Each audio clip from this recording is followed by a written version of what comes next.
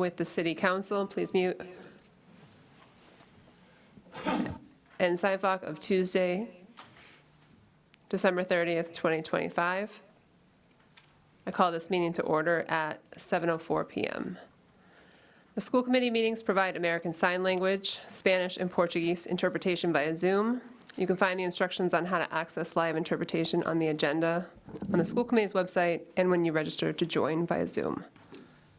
A reminder to members and all in attendance to speak slowly to allow time for interpretation, as well as to speak into the microphones, otherwise those on Zoom cannot hear those in the room. A thank you to the interpreters for being available on short notice during a holiday week and for a bigger than usual meeting. In attendance tonight, we have District 2, David Gordon attending remotely, District 3, Jen Moshe, District 4, Adam Freudberg, District 7, Tiffany Maskell, District 8, Jessica Barnhill, District 9, William Labarge, District 1, Rich Robles, District 5, Judy Steyer, and District 6, Valerie Ottaviani will not be in attendance. Members-elect Lorena Tovar will be attending remotely. In person, we also have member-elect Kyle Shepard and Brent Lewis. From the district, we have Superintendent Dr. Tremblay attending remotely and the Executive Director of Finance and Operations attending in person, Lincoln Lynch. This meeting is live on the government channel and can be viewed live on Facebook on the Framingham Public Schools Facebook page. A recording of this meeting will be archived on the City of Framingham and School Committee's website as soon as possible. Meeting materials can be accessed on the committee's website page with tonight's meeting date. Members of the public can participate via Zoom specifically during public comment. To join the meeting for public comment portion, join through Zoom or by calling this number located on the agenda, 646-558-8656, and the webinar ID is 882-2652-4994. Tonight's agenda includes discussions and presentation on FY27 budget development, public comment, and adjournment.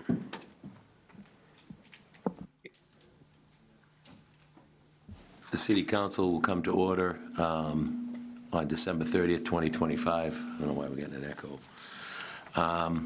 It's a joint meeting with the school committee and SIFOC. We'll call our meeting to order.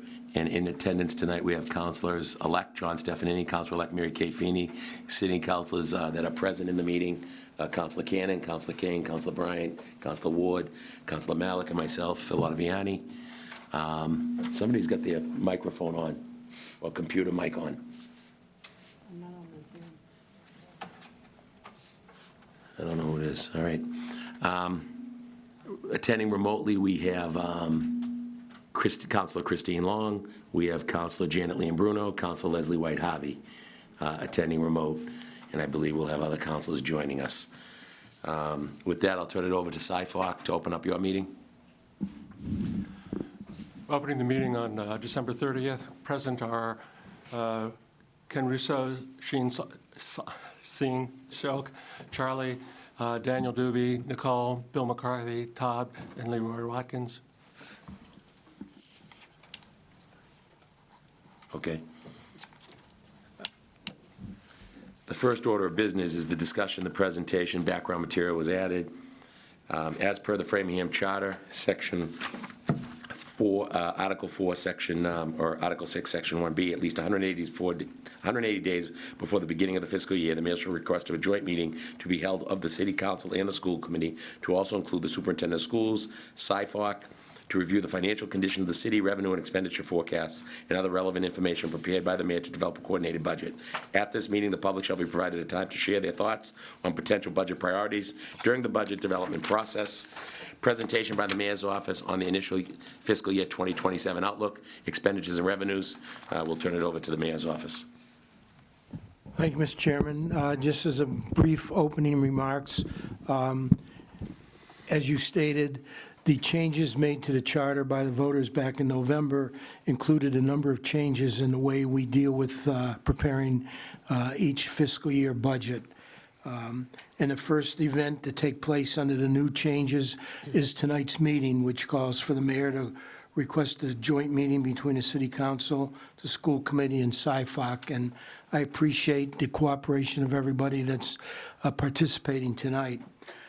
We're going to start off with a presentation that to the best of our ability, presents an estimate of revenues that will be available for putting together the fiscal '27 budget, as well as estimated cost to operate the city under a level service budget for fiscal year '27.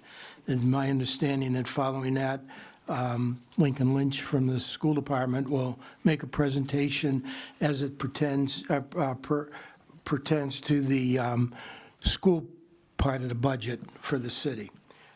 Just want to point out to you that the CFO is not available tonight, and as a matter of fact, the position of the Chief Financial Officer will be vacant as of January 1st.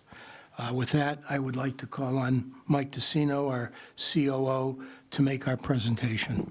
Thank you, Mr. Mayor. Mr. Sino, you have the floor, sir. Thank you, Mr. Mayor. City councilors, school committee members, SIFOC members, and the general public, thanks for attending tonight, and Happy New Year to all. So the purpose of tonight's meeting is it's a new requirement of the charter, as the mayor pointed out and Councilor Ottaviani did. So we're going to review the current financial condition of the city. We're going to present the FY25 year-end financial results. I have a preliminary discussion on revenue assumptions. Keyword there is assumptions for FY27. We're going to review the major expenditures for FY27. And we have to begin a coordinated approach to building the FY27 budget. And also tonight, we're going to hear public input. So our FY25 budget closed with strong operating results. Local receipts exceeded $4.9 million. The expenditure turned back totaled $7.9 million, which is about 2% of the budget, and that eventually becomes free cash. General fund balance increased by approximately $5 million, and most of this reflects the disciplined budget management policies that we had in place.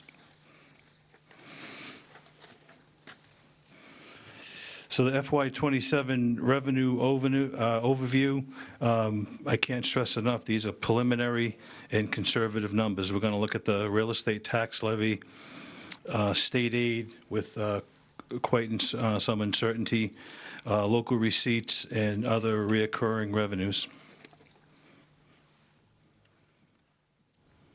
So the FY27 estimated tax levy, we started with the FY26 levy, which was $2,749,880,000. When we add 2% to that, we came up with $240,625,570. So that represents an increase of $6,875,000. That's based on a 2.5% increase and estimated new growth. So that's one of our revenue numbers we have to work with, $6.8 million.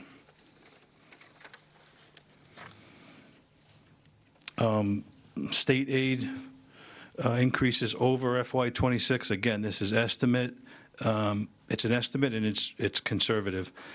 So if we use the minimum $30 per pupil number, the increase over FY26 is $268,000,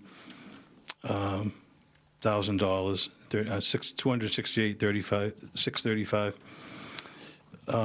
The unrestricted general government aid is $136,237, and all other categories was only $16,206, totaling $421,000. Again, these are estimates. So when we plug that in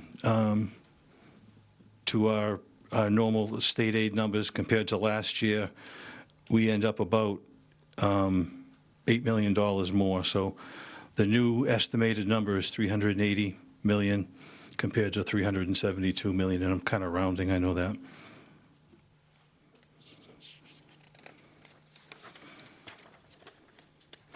So our expenditures, the next 7 or 8 slides, I'm going to kind of go over them, but the 8th slide will have a spreadsheet totaling all these numbers. So we have to, consider salaries and wages, and right now we include in that number all non-union COLAs right now that's still in there. All the part-time, overtime, and all the contractual differentials that we have.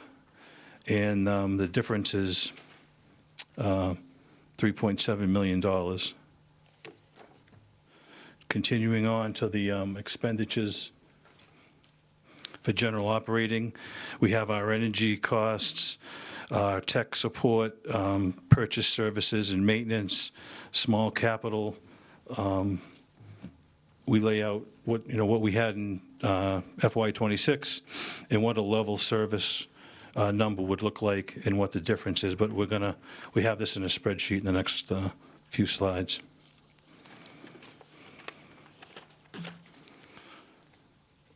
City and school expenses.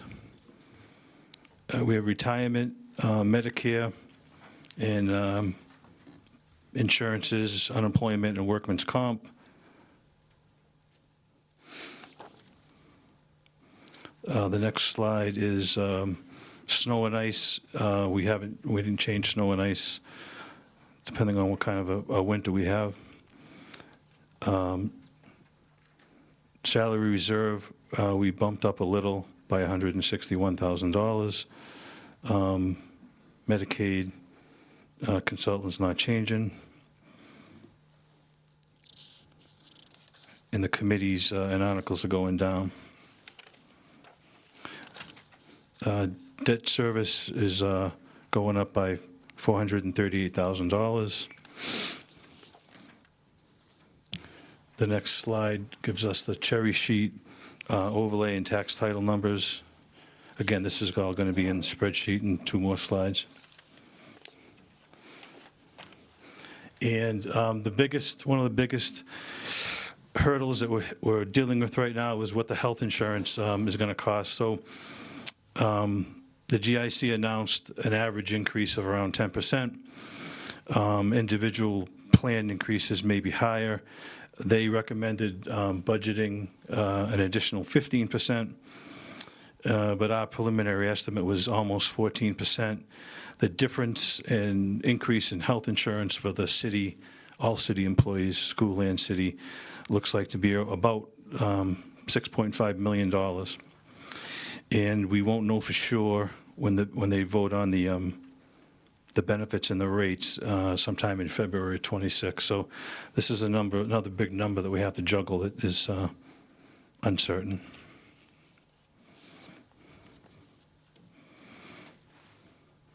So the previous 7 slides, this is just a spreadsheet of how they add up and what it's costing the city.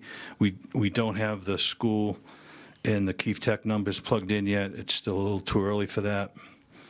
But we could be looking at a major deficit here to make up.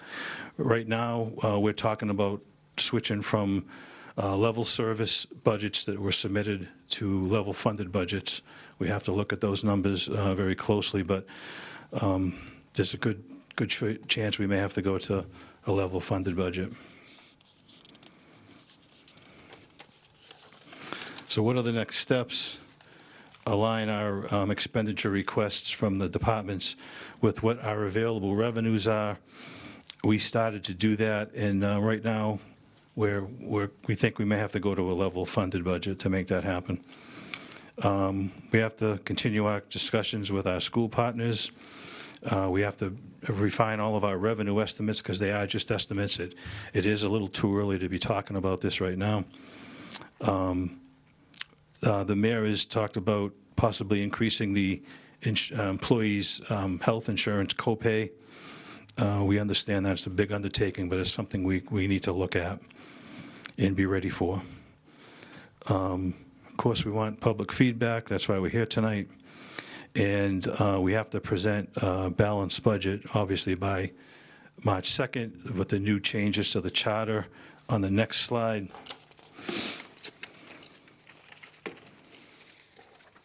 Didn't come out too good, huh?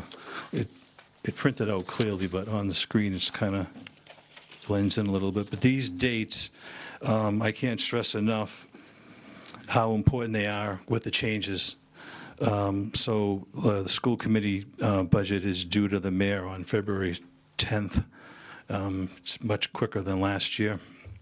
You put your name in our host book to arrive. Can I help with anything else? Order. So I've given a copy of this to Marion to try to dovetail it into the council meetings. We're going to have a new council in a couple days, new subcommittees, but I can't stress enough, we don't have as much time as we had last year to submit this budget. It has to be voted on by the council by April 28th of 2026. With that, we can either take questions or we could turn it over to Mr. Lynch. We should let the school committee do their presentation, and then we'll take questions, because they kind of tie in together, especially when you see their budget and with all the numbers.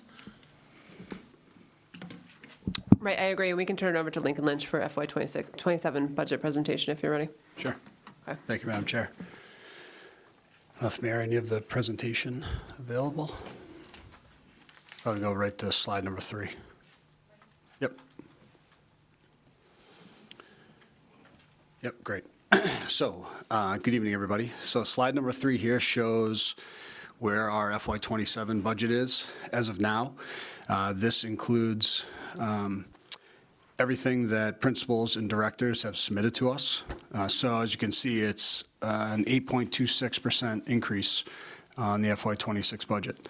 It's over $15 million. So as we go through the slides, I'll kind of show why that is, how we got there, and really the budget drivers behind that $15.1 million. If you go to the next slide. So the next 2 slides show our budget drivers. We have 6 major budget drivers here. Personnel is normally for every district the major budget driver. So for us, it's 78.72% of the total budget. So it's over $156 million.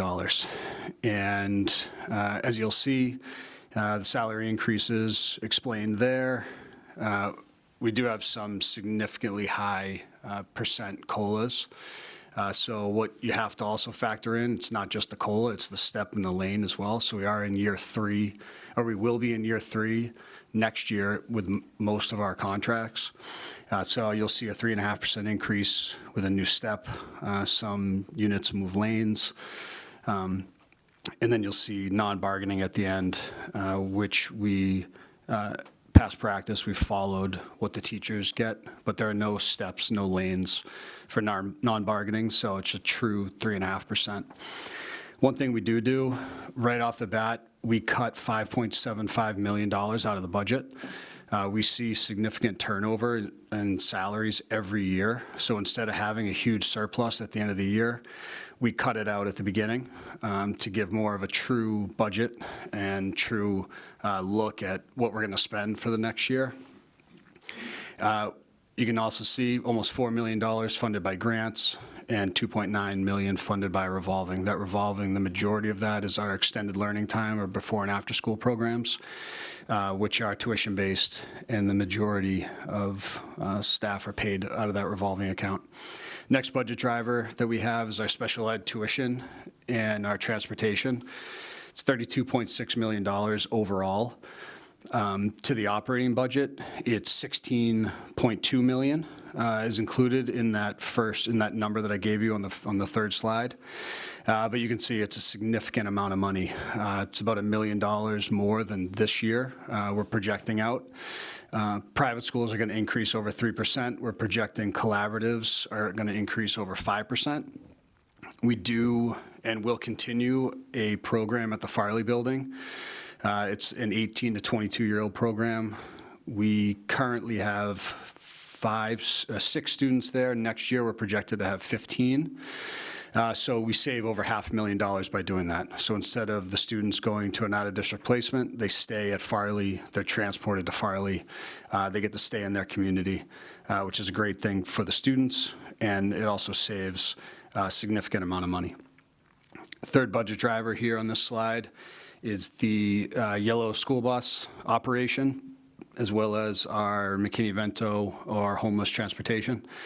So this is our first year of in-house busing. We'll continue next year, which will include new buses for the start of the fiscal year. That operation's over $7.7 million, with McKinney-Vento at $1.5 million. In previous years, we were able to decrease the McKinney-Vento because there were some reimbursements through the state. Those reimbursements are no longer. Really, this year, they're weaning them out, so next year, we are not counting on it, but we're projecting to spend $1.5 million. Next slide, please, Mary. So another major budget driver here, and something that is not set in stone, but we are projecting some reductions in our federal funding. So we've heard everything from it will be level funded in FY27 to Title II, III, IV will be eliminated, as well as a reduction of Title I. We've heard anywhere between 15% and 27% reductions in Title I. This operating budget includes the elimination of Title II, III, IV, and then a 15% reduction to Title I. So it's over $1.2 million that we shift from federal funding over to the operating budget. Next, utilities, a $4.3 million budget driver, significant increases over the past couple of years. We do include some solar credits, but significant increase to gas and electric costs throughout the district. Final budget driver here, and one that we're definitely proud of, is pre-K expansion. So we continue to strive to have universal pre-K throughout the city, more opportunities for 4-year-olds to attend one of our programs. But the cost for these programs, 5 in total, 6 actually in total, 5 listed here, over $1.4 million. So we have partnerships with Framingham State, the YMCA, Loving Nest. So that's 105 seats. And then we also opened up seats at McCarthy and Harmony. So 60 total at those 2 schools for 4-year-olds, free of charge to obtain pre-K schooling. So those the 6 budget drivers. If you go to the next slide, please. We have been working on some revenue projections and a $7 million number to the school department budget. We, as Mr. Cicino mentioned, Chapter 70 state aid, I'm projecting is going to be very low. We are down over 690 students from last year. So Chapter 70 state aid formula takes the October 1 number from previous year, compares it to the current year, uses that for the state aid formula. That number is down 640 students, but we continue to decrease. Our enrollment is decreasing by the day. So my projection, and we've worked with a vendor to project out Chapter 70 numbers, is we're going to be a minimum aid district. So our enrollment drops so much that by law, the state holds you harmless with the state aid. So say we got $90 million last year, we'll get $90 million. And then because our enrollment drops so much, we're a minimum aid district, so we get a certain dollar amount per student. By law, they have to give $30 per student. That would give us, I believe, an additional $268,000. And if you remember from the first slide, we need over $15 million to operate level services for next year.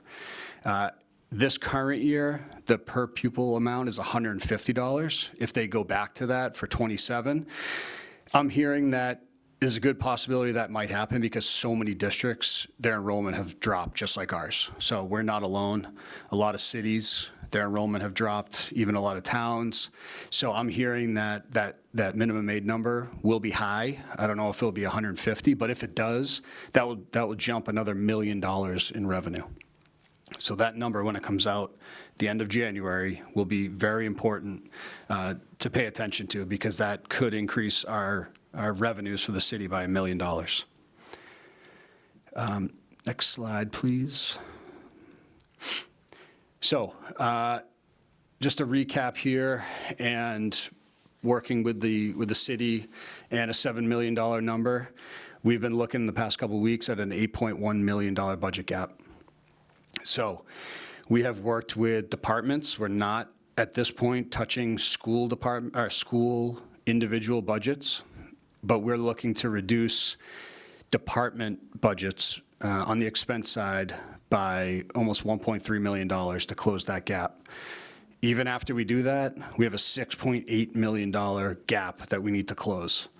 And the proposal would be to reduce staff to the tune of $6.8 million. It's going to be a significant amount of staff.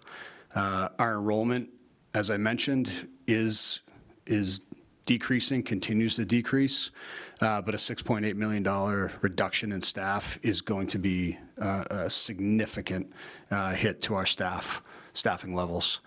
So as we learn more about revenues and where we need to be, we can fine-tune our reduction plan, but we have been working on putting a reduction plan together in preparation of this process. Next slide. The next two slides really are just informational purposes only. It just shows the history of where our state aid has been, where the local contribution has been, where our enrollment has been, and how that correlates across. When you look at enrollment going up, you get a significant amount more state aid and maybe need less local contribution. But if your enrollment drops significantly, like ours is, the state aid drops significantly, and we need assistance through the local contribution to make us whole, or to to move forward to the next year, providing services for our students. So that's it, Madam Chair, Mr. Chair, for my presentation this evening. Okay, so do you want to open it up to questions and comments and just alternate between City Council, SIFOC, and School Committee? Yep. Okay.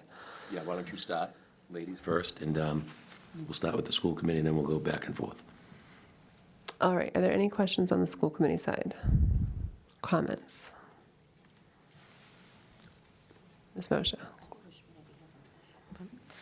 Link, I know that you're working on reducing that 15 million.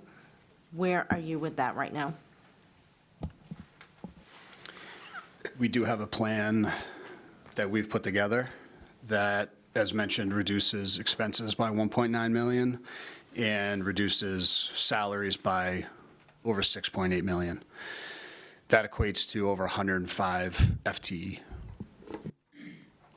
So that's where we're at now. So if we were given 7 million, we have a reduction plan in place that would bring us to there, but that would mean reduction by 105 staff. Thank you. Welcome. Okay, and just an update for everyone who's attending. Our timeline is on January 7th is the budget hearing. On January 21st, we'll have a continued discussion on our agenda, and then on February 4th, we'll have a budget vote, and our budget is due on the 8th to the mayor. As we turn it over to City Council, just a reminder, the presenters did a great job keeping the pace slow. Our translators' goal is to not miss one word, so just be mindful of, when you're speaking, just keeping a slow pace. Members of the council, questions? Councilor Bryant's hand was up first, and just for the general public to know, we do have 4 city councilors online since we started. We have Councilor Liam Bruno, we have Councilor Long, we have Councilor White Harvey, and we have Councilor Novell Alexander, just so people know who's here. Councilor Bryant, you have the floor. Thank you, Chair. I would like to ask, in terms of the busing, will we be fully staffed? And so it's a good number then? Yeah, the idea is to be fully staffed. We would increase the number of drivers to 77. We have a significant number of applications that will be able to be fully staffed. Moving to in-house busing has been a total transformation in how we can provide the services to our kids. We're still not at 100%, but I believe next year, fully staffed with 77 drivers, new buses, we'll be able to provide that transportation that we've been striving for. great. And the ones that are on, they are pushing through. So my other question is, so the significant increase in gas prices, is that just because of the gas companies raising prices? Absolutely, yes. Okay. And then the other thing is the reduction in staff, which is mainly staff, 6.8 million. Has there been discussion or decision yet about where, in terms of staffing, like how will you effect that change? Yeah, so there's only been internal discussions. We have not discussed any plan with any staff member out there. So I think out of respect for them, my goal would be to speak with everybody it would affect before we make any plan public. But we've looked at it internal for many hours, looking at all different kind of programs, all different schools, enrollment. I mean, enrollment is driving the reductions, unfortunately. But to answer your question, it's only been internal discussions. Okay, as it should be. And lastly, do we know the causes of the enrollment reduction, the severe enrollment reductions? I haven't been able to pinpoint it, but, families leave for whatever reason, but we haven't really been able to get a general, full idea of why they're, leaving Framingham. Thank you. Thank you, Councilor Bryant. Back to you, Madam Chair. Do we want to hear from SciFoc as well? Yes. Happy to have, you just have to come up to Mr. the McCarthy. podium and join us. Thank you.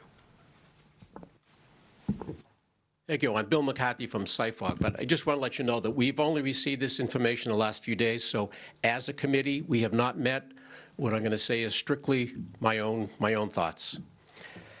The proposed budget, where it's $15 million, that's unsustainable. And the 640 kids that have been gone since October 1st, I mean, there really should have been cuts right now in this current year. Because that's an average of about 50 kids for every grade, 2 classes for every grade. Have we not made any staff reductions right now? Because your budget is taking the current year's budget, which, based on what I just said, is probably too high, and then you're still picking up 15 million more. I mean, it's almost like 8.26. That's pie in the sky dreams. I'm sorry. I know you backed up the numbers, but you can't do it. And the problem is, the last slide, I guess it's not up there anymore, but the one where you're showing how you're going to close the gap on the 8.1 million. As a result of publishing this information, starting tomorrow, people are going to be running around town saying the city is cutting $8.1 million from the school budget. It happens every year. Every year that happens. And, based on what I just said, a lot of that 15 million, in my opinion, some of it's fluff. So it's very disingenuous to publish something saying we're going to cut 8.1 million when it's coming out of an already inflated budget. But it just pisses people off. They'll be running around town, mad as hell, saying the city cut the budget by 8.1 million. It's not true. It's not true. Thank you. Thank you, Mr. McCarthy. Back to you, Madam Chair. School committee.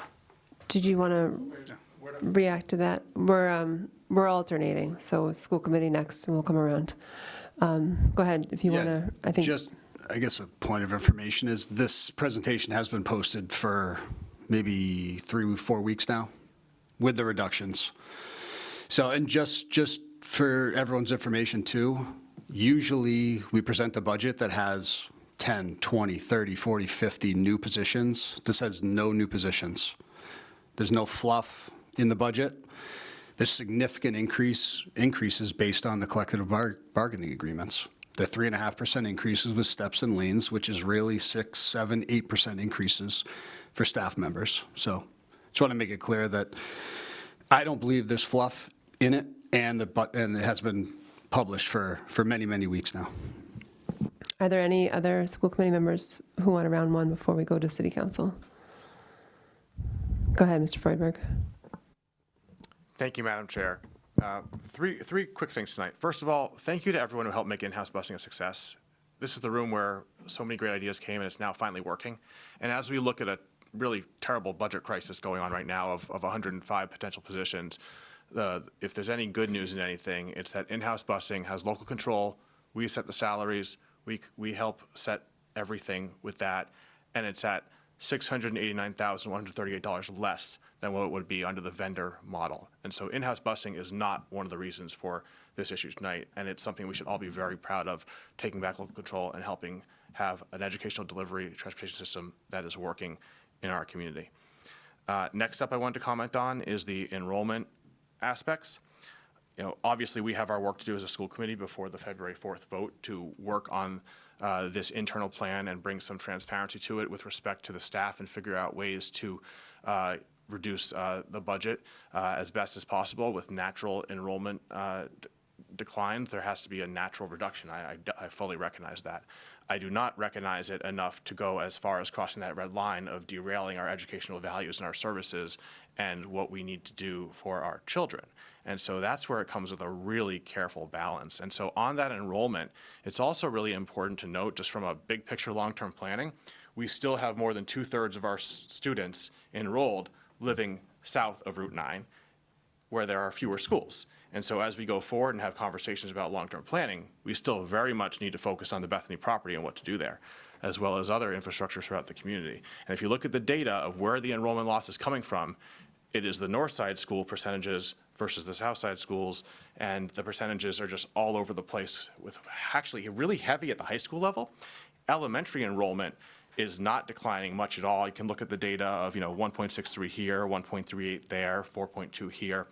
It's really, and then finally the information center, when it comes to kindergarten enrollment for next school year, is normal. So this enrollment decline, Mr. Lynch, didn't want to speculate much about it, but I think we can all understand why nationally there is a large enrollment decline, and the impact of this needs to be done in a very mindful way, that no community should just lay off 105 people like that just because of a terrible enrollment decline year. You really need to do it in a mindful way, and that brings me to my final point.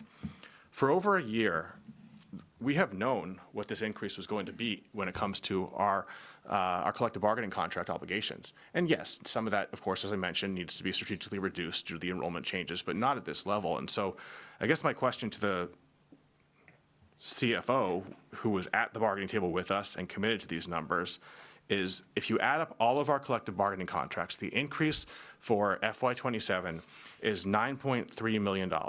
And so why was that not the automatic number versus the $7 million that she gave to the school district as we planned for? And I think that's something that I would ask us all to think about. If you want to give an answer, give an answer, but it's more of a rhetorical question right now of, shouldn't we have a long-term budgeting process in place? We already have a sense of what FY28 is going to be on the school side. You already have on slide 8 of Mr. Ticino's presentation here what the number is for the COLA for all the non-school municipal departments. We should be one team here and have the same exact commitment that when we have a contract, we fund it, no matter what department it is.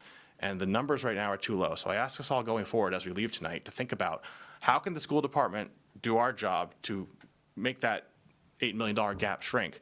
But at the same time, what new revenue can perhaps be created, and what stabilization funds could be used? Because what's the point of having an emergency stabilization fund if you don't use it during an emergency like right now, where enrollment is causing a massive shakeup? And so as we think about enrollment declines, the best communities who do it well look at it at a 3 to 5 year plan. So you cut over a 3 to 5 year plan. You don't just cut 105 just like that. And so it's not an easy problem to fix, but I ask us to be open to revenue growth to help minimize the impact to students. Thank you.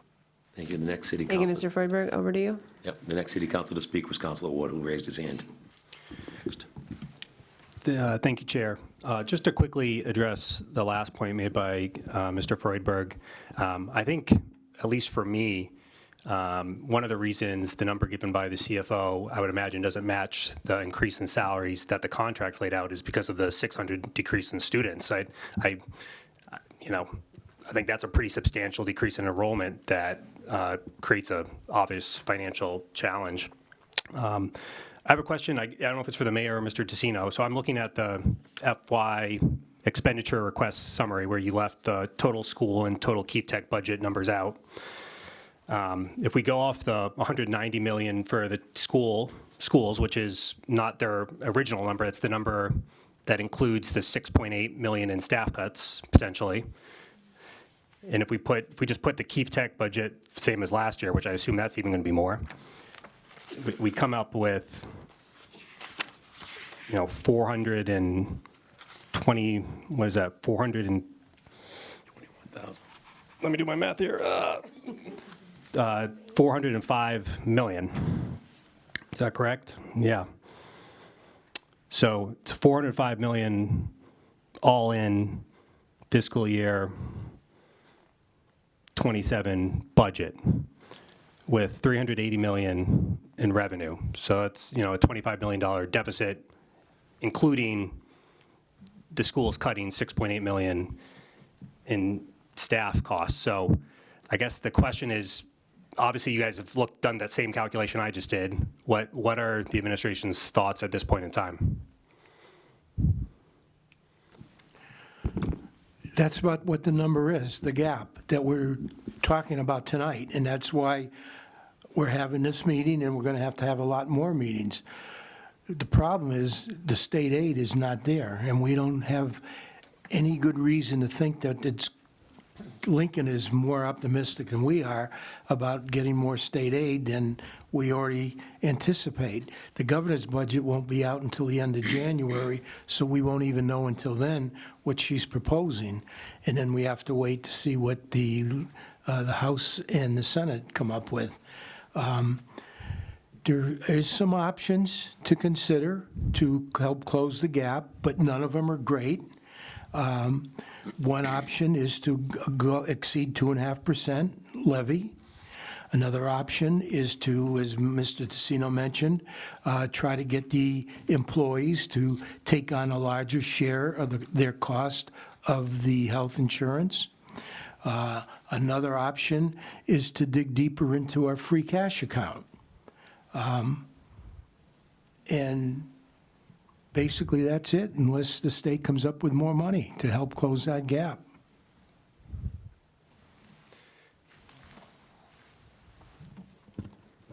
So, obviously, this is a much larger conversation that we'll have to dig into. I think the use of free cash last year is part of the challenge that we've got ourselves into this year.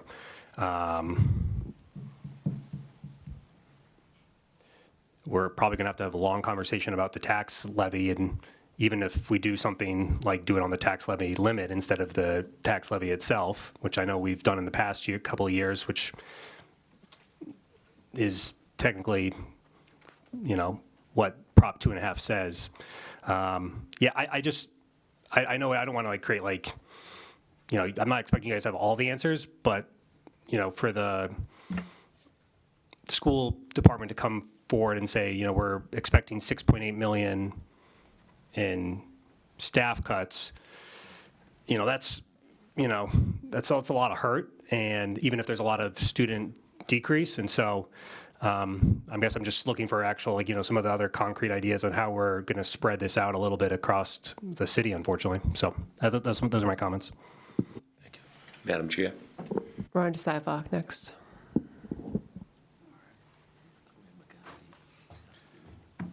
I just had a couple questions on the Dan Dubag, Sci-Fi. The busing, you said we saved some money on the busing. I was just curious, the whole objective around the busing is to improve attendance.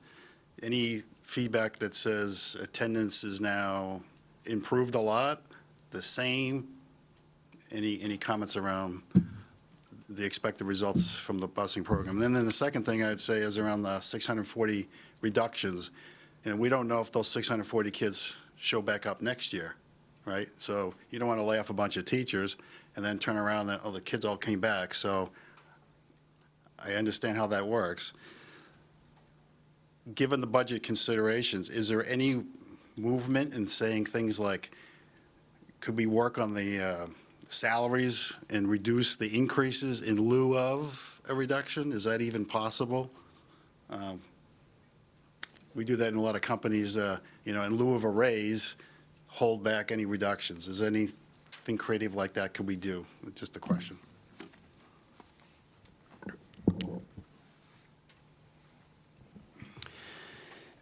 I don't have attendance numbers off the top of my head, but what I will tell you is, when you look at the trends of on-time percentages in the morning, I reported out last week, I think, in almost every single school is below 2.5%, 3% of buses getting there on time. So I think one of the things that we've been looking at the past couple of years, buses are late getting to school every day. And we have significantly reduced that. I don't have attendance numbers, but we can obviously get that for you. I think that would be helpful, Yeah, because yeah, we that is can. why we invested in it, that's the outcome we were looking for, and I don't mind spending it if it means it improves everything, so. Understood. And you make a good point that this could change very quickly back, and attendance numbers could change quite quickly. Anybody from the school department, or from school committee? It's our turn. Ms. Maskell, thank you. Thank you, Madam Chair. This is me speaking. One of the reasons I didn't run again for school committee is because of my health. And we're talking about raising co-pays and percentages on health care for everybody in the city. Those will be drastic numbers for my health. It will mean not going to appointments. It will mean me having to make hard choices on whether I get medication or I pay my rent that month. Those are drastic numbers on many families within our city. That is, wow, that just takes my breath away, because I'll have to make those hard choices. And I won't be the one sitting here as a school committee member making those decisions. But I need you to know that that will affect so many families. I go to the doctor just on the regular. I see 4 doctors a month. You'll devastate my family if that happens. Thank you. Thank you, Ms. Maskell. On to the city council. City councils that haven't spoken first. Anybody on Zoom? Nobody? Councilor Bryan again.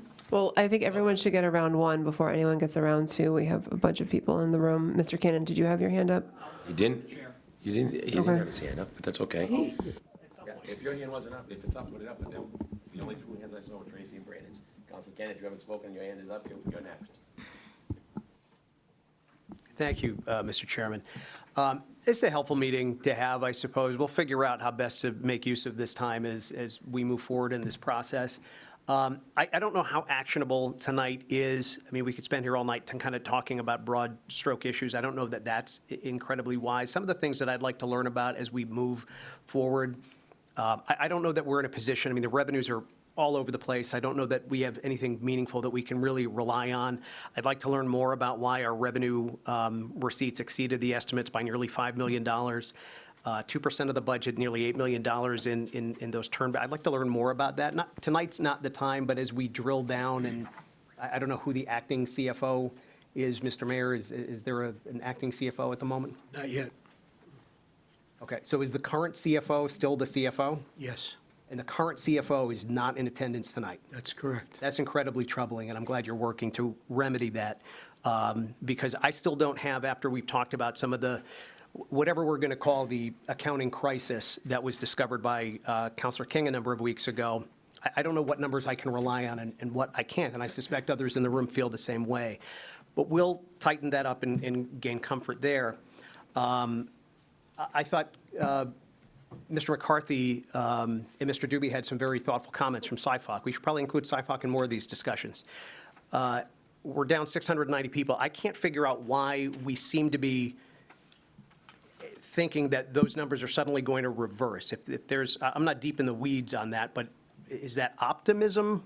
I mean, is that, we fulfill the capacity that we have and can forecast, but we have net outflow in Massachusetts, so we're not alone here, but, and I agree with some stronger decisions for the current fiscal year seem to have not been made. But I don't know how actionable tonight is. So we probably want to conclude the discussion sooner than later, let the professionals get back to the work, refining what the revenue numbers are, what the enrollment forecast will be. I think Mr. Freudberg made some good points about the multi-year forecasting. I'd like to see that on the city side as well, because we have a number of CBAs that are multi-year, but they're not reflected here. I think that's easy data to incorporate. And then from the administration, get a sense of what else have we done since the discovery of those issues? What other problems have we found? Where do we have confidence in our numbers? I mean, there are a lot of moving parts here, but I'm glad we're all able to get together. But in the interest of being respectful of everybody's time, the council, for its portion, can probably adjourn in the coming minutes and then have a more robust discussion once some of the numbers that I've referenced and others have as well are more reliable. And to Ms. Maskell, I thank you for your service to our community. I think there are 1, 2, 3, 4 of us in the room that have been elected officials in our community since day one of us being a city. You and I were 2 of them, Councilor King and Mr. Freudberg are the others. And I'm grateful for your, and I'm sorry, Ms. Bryan, in 2 different roles. Thank you. But I thank you profoundly for your service to this place that we both love and this place that we both call home. But that's it, Mr. Chairman, and the council can probably adjourn sooner than later. I'll support that motion whenever it comes up. We still have public comment. Yeah, and Go ahead. I just have something quick, because there were no other council hands up. Did we ever get a number? I know I was all for the in-house busing, but the city side picks up about $3 million. Don't we pick up about $3 million in the benefit cost? And we see how crazy these benefits are. There's another number that's out there that, it gets eaten up on the city side. So if we're going to talk about busing, we should talk about the whole cost of busing and not just the specific contract part of the busing. Did we ever find that out, Mr. Lynch, what that number was? We've asked a couple times, but did we know how many people took the benefits, how many didn't? And is that number close to $3 million? I do not have it on my side, no. We don't pay benefits out of the school budget. Well, we'll dial down on that, just so we're all looking at the same numbers. So I'll turn it back over to you, Madam Chair. No, we're going to keep the conversation going with SciFoc next, and then we'll go around. Oh, did you? It's one. You're going all the way spoke. around. It's one, and it goes around. That's why they. Anyone from SciFoc before we go into school committee? Okay, school committee. Anybody with their hand up? Go ahead, Mr. Lewis. I'm just mindful that with our new charter process, the school committee is going to be voting on the budget in early February, and we won't have the governor's budget, knowing if there will be additional supports or the Chapter 70 funding until late January. Can you say a little bit more about sort of the flexibility in the process and how you're balancing that and being a fair employer to our teachers and staff that we'll be working with? Yeah, so the Chapter 70 numbers don't come out until the last week in January. I mean, I would be shocked if we're not a minimum aid district. So we're going to be anywhere between $268,000 and $1.3 million in revenue. It's not going to come close to what we need. So I think the collective revenues have to be put together and figure out. But we do have to be timely, I think. If we're laying off staff, I think we need to let them know sooner than later. Last year was a little bit late. We got some feedback that, some people missed out on some hiring windows that are favorable. So I think it's important to make decisions sooner than later on those reductions so we can let people know, give them an opportunity to apply elsewhere and land on their feet. But the timing of it is a little off with the late January governor's budget and then the early February school committee vote.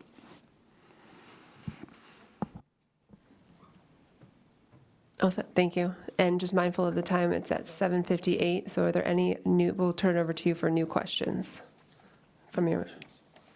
Councilor Stefanini. Thank you, Mr. Chairman. Thank you, Mr. Chairman. I think much has been said. I just wanted to follow up on some of Mr. Cannon's comments. One of the charter changes that was made this year was to insert the term highly transparent into the budget process. It's not necessary that that's in the budget, It was part of the budget conversation around the charter, because we need more people involved in this conversation so that we can enjoy and maintain the trust of voters, especially given some of the financial issues that have occurred recently. And I think part of that would be having some long-range forecasting, having some sense of where are we multi-year, as Mr. Cannon talked about. I think it'd be helpful to hear from our legislators in terms of where they are, especially given the fact that one of our legislators is one of the three leaders probably defining and probably the leader around the issue of Chapter 70 funding. So that would be a helpful thing for us to have sooner rather than later. And as part of this highly transparent, I think we have to just find ways to post documents sooner, more comprehensive, and I think we have to have more of a regular conversation over the next few months about the budget. This process is going to be difficult. And in easy budget years, it's easy to have fewer meetings, to have fewer discussions, to have fewer people in the process. As it gets more difficult, it becomes more important for us to engage people and to pull them into the process and make sure the information is readily available in a timely fashion to everybody. And if it isn't, we're going to have a lot of people who are going to be raising questions of trust and whether or not there is something untoward going on in the process. So highly transparent, I would hope everyone in this room would think about what does that mean to each of us and to us collectively, and how do we achieve that?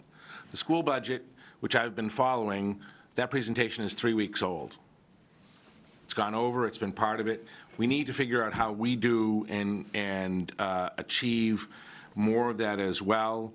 The last thing I would say is on a couple of specific things, in addition to the items that were mentioned previously, it'd be helpful to know where we are going forward with free cash and also with new growth. As I look at these numbers, we're looking at about $1 million in new growth, which would put us at about half of where we are last year.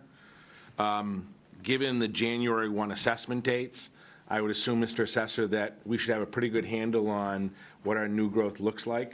It'd be good to figure out what that number is, because I would guess that number could be significantly higher as well. That's all, Mr. Chairman. Thank you, Councilor Stefanini. Councilor Lacfini.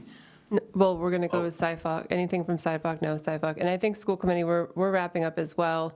Seeing no other hands from the school committee, I'll just say that I have the greatest respect for all my colleagues on the school committee. They have a student-centric lens, and that's one of the things I respect most about them. And as we go through these next couple of weeks with our continued budget discussions, we're going to be having a lot of conversations about how we're assessing the impact to students. Yes, we're down 690 kids. We're not hiding the fact that our enrollment is decreased. We have a very specific measurement, and we're able to accurately track our level, our enrollment. These kids don't live alone, though. Those are 688 families that have moved out of Framingham. More so because there are also single families families that don't have students in the Framingham Public Schools that have also left our district. So as we continue to have these conversations, we're really assessing the impact to students. It's not as clean as just closing elementary school, because the enrollment drop is spread out all throughout our city at all different ages, and it's not just closing a third grade classroom. It's not as simple as that. So I thank you for your time tonight, for engaging in this conversation. It's a difficult year for a budget. Another thing that was mentioned tonight is that we budgeted with good faith for our contracts, and supporting our teacher contracts is supporting steps, lanes, and COLA that comes along with it. So I appreciate the transparent process, and we will continue to move forward in a transparent way as well. Did you want to go quick round two, and then we'll go over there, or? I want to respect the alternating, but I just had one quick follow-up, but I can hold until. I just have one counselor that wanted to speak that hasn't spoken, so however you want to do it, Madam Chair. Okay, we'll continue the order that we've been going. Councilor Lacfini, you sure? Okay. Any counselors that haven't spoken? Okay. Okay, so Councilor Bryant, and then you can go to Freiberg if you want to offside. Sure. Go ahead. Councilor Bryant, follow up. Thank you. Yep. What I wanted to just say is someone in SIFOC asked about the in-busing program, and stated or alluded to the fact saying that the in-busing program was created to solve the attendance problem, or help it. It is there to help it, obviously. And I can tell you, a lot of people had a difficult time, working parents, getting their children to school, especially those that live in areas where there isn't enough sidewalk and whatnot, right, for the kids. And a lot was done to keep the list going, to create more space, to get more busing. But I don't think, given the newness of the program, it just started, and it wasn't fully staffed yet, that we could actually lay the responsibility for reversing the downward trend, not the whole responsibility on the, like, equating the effectiveness of the in-busing program to what happens in the enrollment, is all I'm saying. I think we got to look at it in a big lens. That's it. Thank you, Ms. Bryant. Up next, Mr. Freudberg. Thank you. I'll close with some brief data points as we think about the next steps. I agree with a lot was said tonight, especially about kind of like we're not going to have the answers tonight. But I think mission accomplished, that I don't want the council to be surprised and the SIFOC to be surprised by where things stand in the school budget. So I think this is a really good proactive move by the charter to give us a chance to collaborate with the executive branch and just get everyone together and just know early on where things are. If there's any good news, we will know the governor's budget recommendation before the school committee has to vote. And historically, except for the 9C cuts of 2009, every time the governor's issued a budget, 3 different governors in that era, it's always either remained the same or gone up. So we can usually bank on the governor's number dating back to 2009, and so we'll have that before the school committee vote. The data point I mentioned too is Mr. Chair, you mentioned a good point about the non-school district line items for the educational district, and that's called out in our budget book every year, about $45 million. I hope that the next CFO can help us get that data a little bit better. We've been trying since April to get the number you mentioned when the hiring process for busing started. It was not ever to be $3 million. The maximum at a $21,000 per healthcare per person rate with 77 drivers was around 1.3, 1.4 million. But we were expecting that to be, according to the initial projections we heard from the CFO, 968,000 or less. We just don't know what the results are. So getting that data point is obviously important as part of the overall picture. And then another counselor mentioned free cash, or counselor-elect. I'm very curious about what the projected end of fiscal year balance will be in free cash on city and school, and if there's a way to get that. The school department has a policy that starting every February, Mr. Lynch is required to give us a memo monthly projecting what the end of year balance is going to be, and he has been refining this over the years, is very much on the mark and projects what our end of year balance is going to be. And this year he's already told us it's on track to be 0. There is no surplus coming. And I would ask that as the city council adopts your rules for next term, you think about ways to mirror that. I thought it's worked very well. It helps us all plan better. And Moody's says that if you are going to be using free cash to fill a budget gap, as long as you have consistency and you backfill it year after year after year, you can use it without infringing on your bond rating. And those are the type of things I want us to think about going forward. It's not ideal, but it's also something to look at, as I mentioned earlier, to help the shock of a major cut versus spreading out cuts over 3 to 5 years. Thank you. Thank you, Mr. Freudberg. Up next, we have public comment. We're going to go to in-person first. So up first, we have Mary Breen. Please come to the podium. And we're going to do 3 minutes. So at about 2 minutes and 30 seconds, I'll give you a reminder if you're still going. Thank you. My name is Mary Breen. I live at 52 Arthur Street, and I'm here to ask you to consider increasing the city budget to fund additional traffic safety officers. Our current officers always respond with courtesy and professionalism, but they can't be everywhere at once. Adding additional officers would allow for faster response times, greater presence in high-risk areas, and better enforcement during peak hours. Traffic safety is not just about tickets or enforcement, it's about protecting lives. We rely on our safe streets. The investments would help prevent accidents, reduce strain on emergency services, and send a strong message that our city prioritizes safety. In the long run, the city can also save money by reducing medical, legal, and infrastructure costs. I respectfully ask you to consider this budget increase as an investment in the well-being of our community. Additional traffic safety officers could make a meaningful difference for everyone who uses our roads. Thank you. Up next, Gina Frank.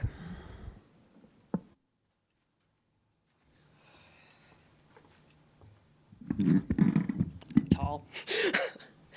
Hi, everybody. First, I just want to say thank you to all of our elected and, newly elected public servants for being a public servant and an elected public servant in this kind of budget environment is no joke, and I'm grateful for that.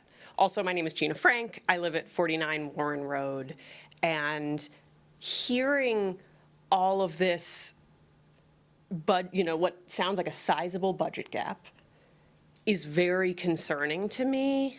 I moved here in 2021, and I feel like we've seen a decrease in city services over time. And I think I'm concerned about the ongoing trajectory. And I know that raising taxes is something that always needs to be taken very seriously. I actually work in my day job. A lot of what I do is advocating for big corporations and the ultra wealthy to pay their fair share in taxes. I worked really hard on passing the Fair Share Amendment, which we'd be really in trouble if we didn't have that. So I take taxation, particularly on working families, super seriously. But the words of my school committee member, Tiffany, are really sticking with me because I'm just thinking about how no matter what you do, someone pays. And this is a question about who pays. Are we going to ask our city employees, our teachers, to pay more for their health care? Are we going to have students in bigger classrooms or maybe not getting the pre-K slots that they need? It's about who pays. And I don't currently have kids in the school system. I'm 20 weeks pregnant with my first child, so it's exhausting. But yeah, more about that. But so I hope to raise my kids in this community, and I want it to be in a community that makes sure that the kids don't pay, and that people who can't afford to pay don't pay. So, I will continue in my day job and sometimes night job to fight like hell for more federal money and to also fight, to try to win back the House so that we can get more of the federal money that we need. But I'm asking you all, recognizing the very difficult position you're in, to think about who pays and asking for you to maybe see if people who can afford it can pay a little bit more. Thank you very much. Thank you. Congratulations. Up next, we're going to go online. We have a couple people with their hands up. Anybody on Zoom in the waiting room, you can. I'm going to allow, so phone number ending in 6252, I'm going to allow to talk. If you give me a quick sound check, and I will start your clock. Mr. Bloomfield, are you there? Madam Chairwoman, can you hear me? Yes, we can. Welcome. Thank you. Thank you, one and all, for being there. And before I forget or I get to the end, Happy New Year to you all. Homeowners feel pain of property tax hikes.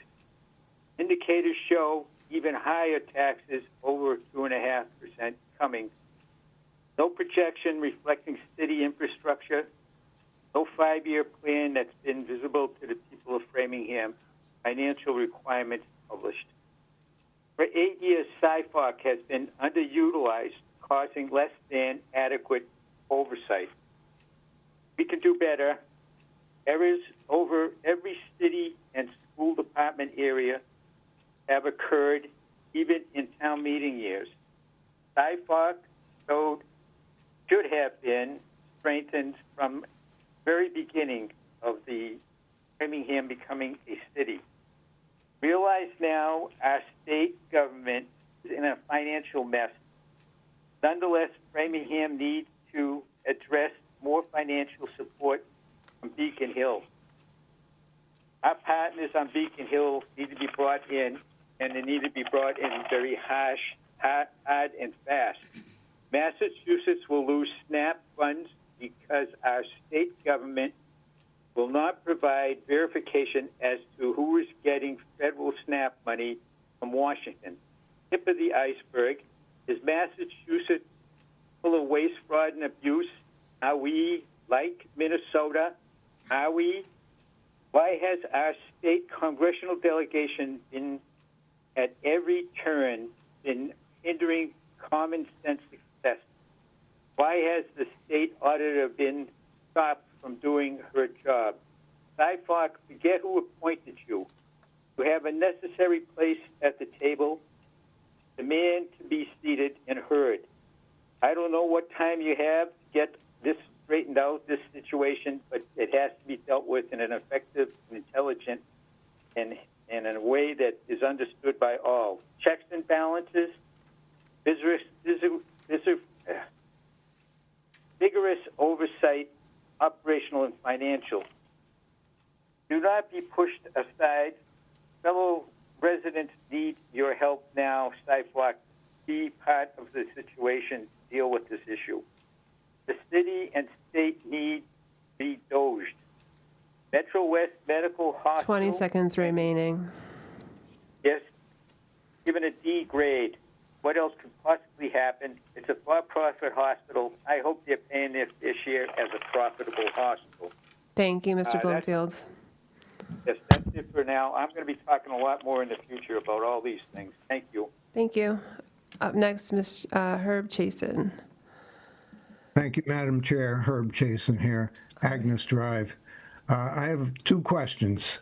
One question for the school administration is, can you point to any savings that accrued because of the 690 kids that are less? You have less 690 kids. You would expect some savings there. That's one question.